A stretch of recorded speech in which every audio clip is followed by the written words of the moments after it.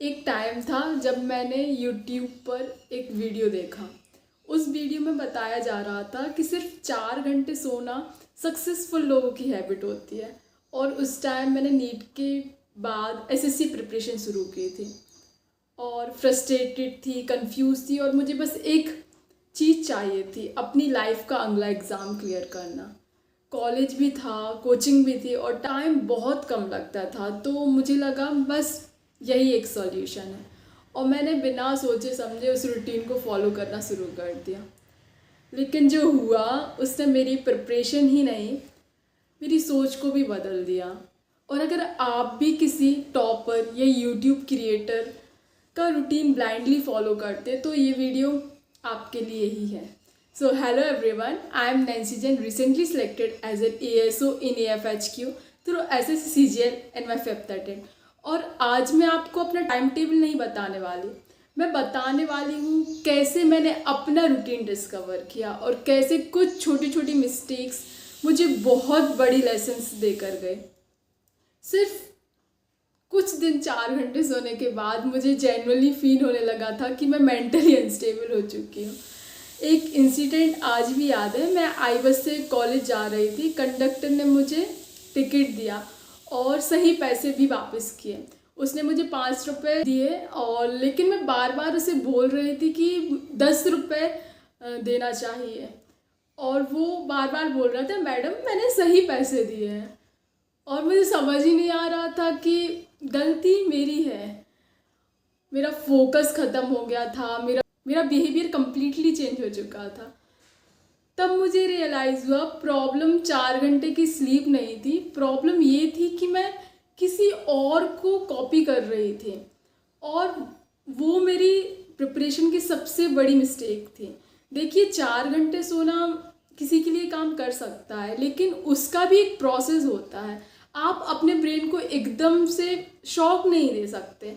अगर कभी sleep cycle change भी करनी है तो धीरे धीरे कीजिए, 15-15 मिनट शिफ्ट कीजिए। और सबसे इम्पॉर्टेंट, दूसरों को ब्लाइंडली फॉलो मत कीजिए because you are not blind. वैसे एक और गलती मैंने की थी, नीट के जस्ट बाद मैंने रिकवरी का टाइम ही नहीं लिया, सीधा एसएससी प्रिपरेशन स्टार्ट करते। मुझे बस बिज़ी रहना था, मुझे लगता था नेक्स्ट टारगेट ही सॉल्यूशन है। लेकिन बाद में समझ आया जिन इमोशंस को हम इग्नोर करते हैं वही इमोशंस बहुत ज़्यादा डिस्टर्ब करते हैं। इसलिए कभी कभी पॉज लेना भी प्रिपरेशन का पार्ट होता है। खुद को रिकवर होने दीजिए, अपनी फीलिंग्स को एक्सप्रेस कीजिए।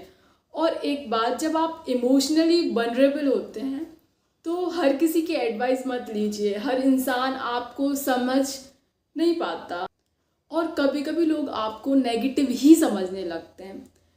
कोविड के टाइम मैंने एक डिसीज़न लिया, मैं किसी और का रूटीन कॉपी नहीं करूँगी, मैं अपने ऊपर एक्सपेरिमेंट करूँगी। और तब मुझे रियलाइज़ हुआ मैं मॉर्निंग पर्सन हूँ सिंस माई चाइल्डहुड।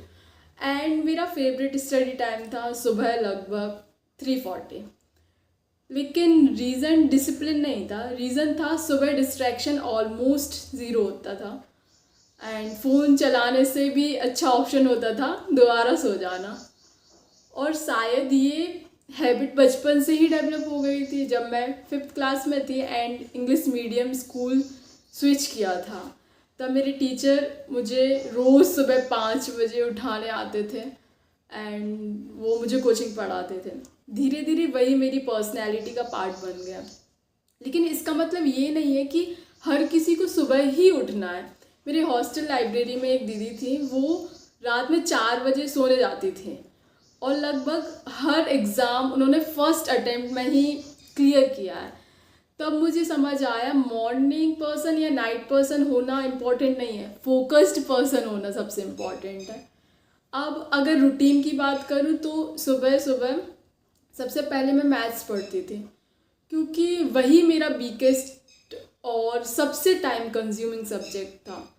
जीएस सुबह कभी नहीं पढ़ती थी, मुझे पता था उससे मैं सो जाऊंगी। सब लोग कहते थे सुबह रटने वाली चीज़ें पढ़ना चाहिए, लेकिन मुझे कभी सूट नहीं किया। और वही मैं आपसे कहना चाहती हूँ, एक्सपेरिमेंट कीजिए, अपने आप को समझिए। जो दूसरों के लिए परफेक्ट है वो ज़रूरी नहीं है कि आपके लिए भी परफेक्ट हो। मैथ्स के बाद मैं वॉक या एक्सरसाइज करते थे। वॉक के टाइम मैं टेबल और जो याद करने वाली चीज़ें होती थी वो कर लेती थी।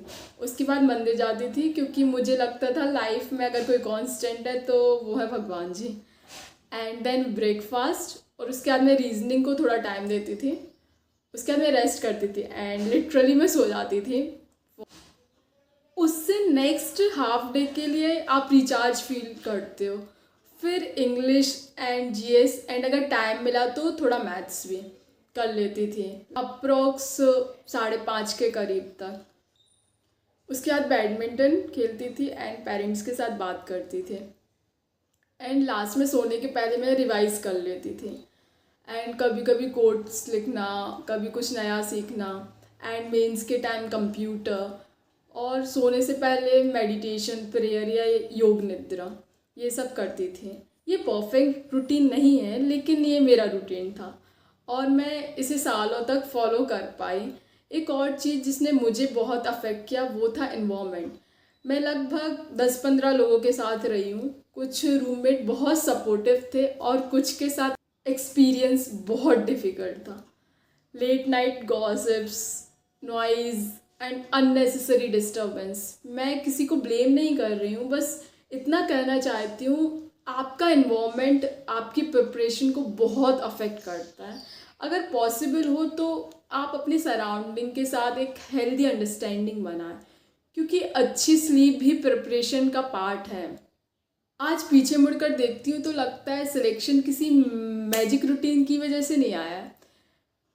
सिलेक्शन इसलिए हुआ क्योंकि मैंने धीरे धीरे खुद को समझा। कॉम्पिटिटिव एग्ज़ाम सिर्फ बुक से क्लियर नहीं होता है। कभी कभी एक गलती, एक रूटीन या एक छोटी सी मिस्टेक आपसे सिर्फ कुछ दिन नहीं, कभी कभी साल भी ले सकती है। इसलिए किसी टॉपर का रूटीन कॉपी मत कीजिए, किसी यूट्यूबर का रूटीन कॉपी मत कीजिए, अपना रूटीन डिस्कवर कीजिए, क्योंकि जो रूटीन आप सालों तक निभा सकते हो वही रूटीन आपको एक दिन सक्सेसफुल बना सकता है।